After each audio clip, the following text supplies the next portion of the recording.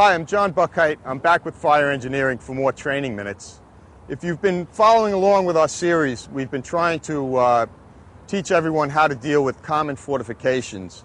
And in this next series, we're going to be dealing with chain link fences, which they're found everywhere. You're going to find simple residential fences, which are really just boundary markers, up to some fairly high security commercial interests, all the way up to you might have a prison in your response area, something like that, which is going to have, you know, really tall and really heavy gauge and high security chain link fences.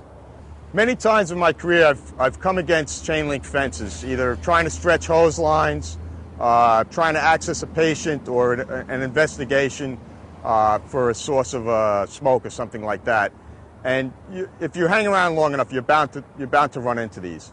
So what we're going to try to do in this first part of the series is teach you how to look at these with an educated eye, improve your size-up skill. They're all similarly constructed, but they have variations which will enhance or detract from some of the evolutions that we're going to try to teach you how to do. Now, when you look at these fences, you want to try to figure out what that variation is and consider how much damage you're willing to do, how much time you have, what tools you have, and what your goal is. Are you trying to access and transport a patient? Are you trying to place a line or advance a line? Or are you trying to just gain access for fire department personnel or rescue personnel? All of those factors will come together in your size up.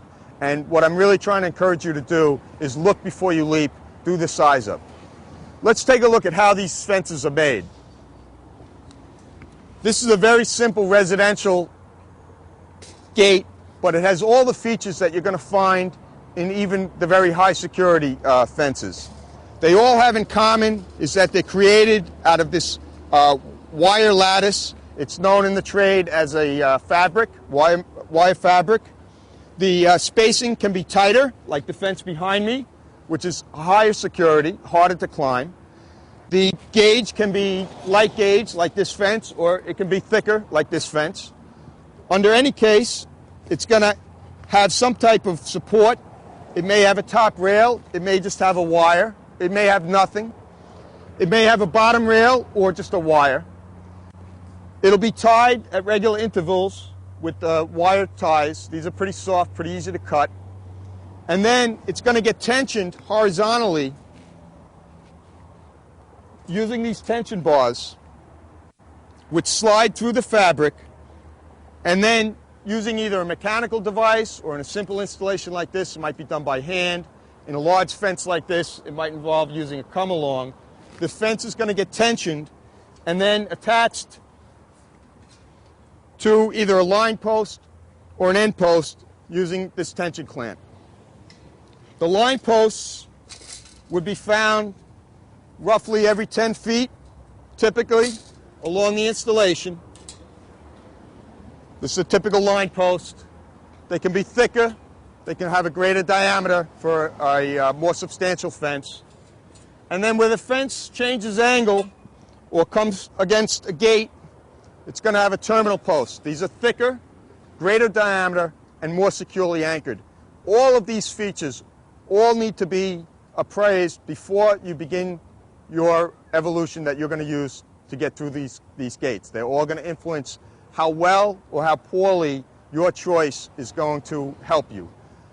Consider the time factor, consider what you're trying to accomplish, the amount of damage you're willing to incur, and all those things all added together would help for a successful operation, and you can decide which of the several evolutions that we're going to present to you you should use. I'm now going to lead you through just one example of that size up. We have, in this scenario, we have a very heavily used highway above us. The call comes in for a major motor vehicle accident. The initial units get the call. They're up on that elevated highway. They find that one of the vehicles in this high-speed crash has left the highway and has crashed down into this side part of the highway. A second unit might get better information. They're going to access from this vantage point, and they come against this fence. In this instance, what am I looking at? I don't have a top rail. It's just a wire up there. That's typical for long highways. I don't think they want the horizontal bars because people can get impaled by them. So typically you're going to find just the fabric with a wire or nothing along highways. It has a tight weave and it has a heavy gauge. This would suggest maybe I could ladder this, but missing that top rail, and also I'm dealing with patient access and patient transport, and I might have to get a heavy equipment in there, hearse tool, something like that. So this is really a poor choice for those.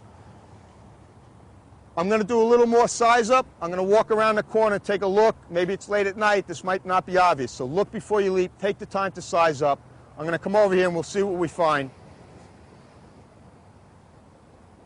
So what I'm encouraging is take a few seconds to do a little bit more size up. And as I rounded this fence, what did I find? It's a lower security, much easier to manipulate this fabric. It's poorly tensioned. So we might be able to get rid of this right away. It's only held on by one strand. Or, what do you know, I look even further up the slope here, and the fence has already been removed. So we could do all of our patient care, all of our extrication, move all our equipment in and out via that access, and we're done. So the point is, look, size up the fence in careful detail, think of the principles that we're going to teach you, and then take a good look before you start your operation. You'll be better off. I'm John Buckheit with Fire Engineering Training Minutes. Thanks for watching. We'll see you on the next part of the series.